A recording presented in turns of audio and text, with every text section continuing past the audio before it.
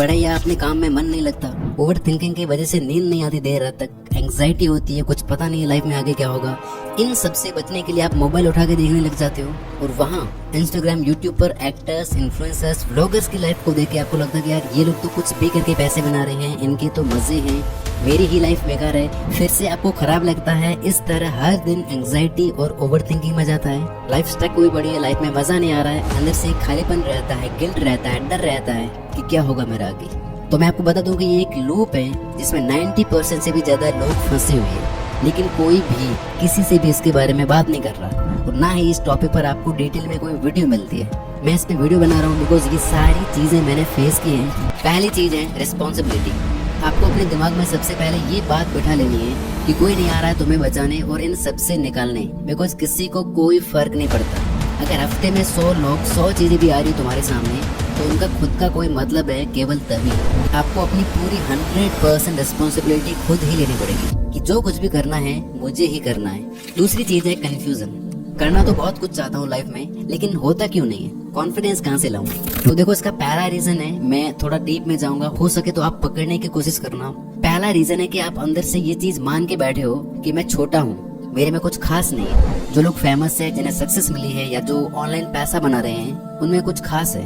यहाँ आप पहली ही नजर में उनको खुद से ऊपर रख के खुद को नीचे रख दे रहे हो, खुद को अंडर एस्टिमेट कर रहे हो। आप ये सच नहीं देख पाते कि वो लोग भी इंसान ही हैं। फर्क है तो सिर्फ इतना कि वो बस किसी स्किल पर बैठे हैं, उन्होंने एक चीज में अपना टाइम इन्वेस्ट किया है। दूसरा रीजन है आप लोग एक व्यूअर, एक यूजर बने हुए हो। इंस्टाग्राम पे, यूट्यूब, ट्विटर, स्नैपचैट, इन पे आप बस बहुत सारी चीजें देख के इन्फॉर्मेशन दिमाग में घुसा के आगे बढ़ रहे हो। कुछ उड़ते उड़ते फैक्ट्स हो गए, कुछ बातें, किसी ने कुछ कह दिया, ये कंट्रोवर्सी, वो कंट्रोवर्सी। हालांकि इन चीजों का कोई मतलब नहीं है, क्योंकि अगले दिन उठते ही ये सब चीजें आपके दिमाग से वाइप आउट हो चुकी होती है, आप सब भूल चुके होते हो। लेकिन फिर भी आप हर दिन यही सेम चीजें करते हो और तुम्हारा ऑलमोस्ट हर दिन सेम है, यानी जिससे आपकी लाइफ में घंटा फर्क नहीं आने वाला। आप वही कचरा दिमाग में रोज भरते हो बिना इस बात की परवाह किए कि कल ये सारी चीजें, ये सारी बिना मतलब की बातें, ये फीलिंग्स दिमाग से साफ हो जानी है, कुछ भी याद नहीं रहना। और इसलिए ही आपको ये सब करने के बाद खाली लगता है। मैंने कहा था ना कि एक लूप है और उस लूप को चला रहे हो आप। फिर आता है मोटिवेशन, डिमोटिवेशन। अब देखो, आप किसी दिन मोटिवेट जरूर हुए होंगे कि यार अब बदलना ही है खुद को, कुछ करना ही है लाइफ में। कोई मोटिवेशनल वीडियो देख लिया, कोई बात सुन ली, इंटरव्यू देख लिया किसी का, जिससे आपको अंदर से कॉन्फिडेंस आ गया कि कल से सब कुछ बदलना ही है। और अगले दिन पता चलता है हम कुछ और ही फील कर रहे होते हैं। वो एनर्जी, वो मोटिवेशन, वो कॉन्फिडेंस जो कल फील हो रहा था, टोटली सब गायब हो चुका होता है। क्यों? क्योंकि फिर से आप उन्हीं चीजों में आके फंस चुके हो ना। आपने ऑलरेडी अपने आप को, अपने दिमाग को 40 जगह पे इन्वेस्ट करके रखा है। इन्फ्लुएंसर्स और सेलिब्रिटीज की पर्सनल लाइफ से लेके कंट्रोवर्सीज तक, सुबह उठते ही स्टेटस स्टोरीज देखने से लेके दोस्तों ने जो रील्स भेजे हैं उन्हें खत्म करने तक। सच बताना कि आप कितनी बारी मोटिवेट हुए होंगे, लेकिन फिर से वहीं आके स्टक क्यों हो जाते हो? तो ऐसे एकदम से आप इन सबसे बाहर नहीं आ सकते। जैसे आप किसी नदी में नाव से बहुत स्पीड में जा रहे हो, उसके फ्लो की डायरेक्शन में, और तब आपको एकदम से पता चलता है कि यार मैं गलत जा रहा हूँ, सही जगह तो पीछे रह गई। अब आप एकदम से नाव को रोककर बिल्कुल अपोजिट डायरेक्शन में चलना कैसे शुरू कर दोगे? नहीं होगा ना ऐसा। किनारे पे आना पड़ेगा ना धीरे से पहले। तो आपको इन सब बेमतलब की चीजों से धीरे धीरे किनारे करना है खुद को, दिमाग को ट्रिक करना पड़ेगा। पर कैसे?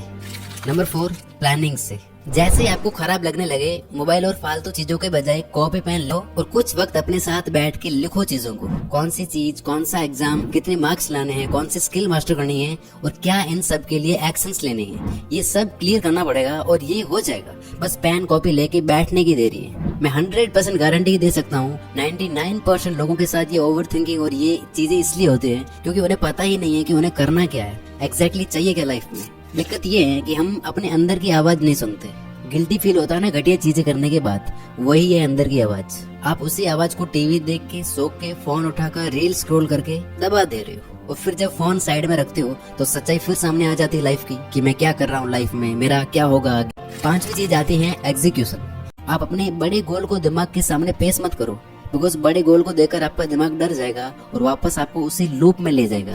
इसलिए बेस्ट यही रहेगा कि जो भी आपका बड़ा गोल है उसको टुकड़ों में बांट लो, ताकि आपका दिमाग उन्हें देख के बोले कि चलो इतना तो मैं कर ही सकता हूँ। नंबर 6 और लास्ट, आपकी एनर्जी। जब आप सुबह उठते हो तो आपके पास एक limited amount of energy, limited amount of will power होती है। तो अगर आप पहले फालतू चीजें, फालतू हैबिट्स परफॉर्म करते हो तो बाद में जरूरी चीजों के लिए ना टाइम रहता है और ना ही एनर्जी। ये चीजें पीछे छूट जाती है। लेकिन अगर आप इसका उल्टा करते हो, अगर पहले जरूरी टास्क कंप्लीट करते हो और फिर एंड में बाकी चीजें करते हो, तो आप देख सकते हो कि सब कुछ फिट हो जाता है। यानी मजे या फन देने वाले एक्टिविटीज आप कभी भी कर सकते हो, लेकिन फोकस्ड काम सिर्फ हाई एनर्जी वाले टाइम में ही होगा। हुआ सो हुआ, गिल्ट आए, खराब लगे तो उसी वक्त बिना ज्यादा सोचे 30 मिनट का टाइमर लगाओ और शुरू हो जाओ। बस मजा आए चाहे ना आए, मन हो चाहे ना हो, काम कर दो बस। और आप देखोगे कि 30 मिनट के बाद आपको ऑटोमेटिकली सही फील होने लगेगा।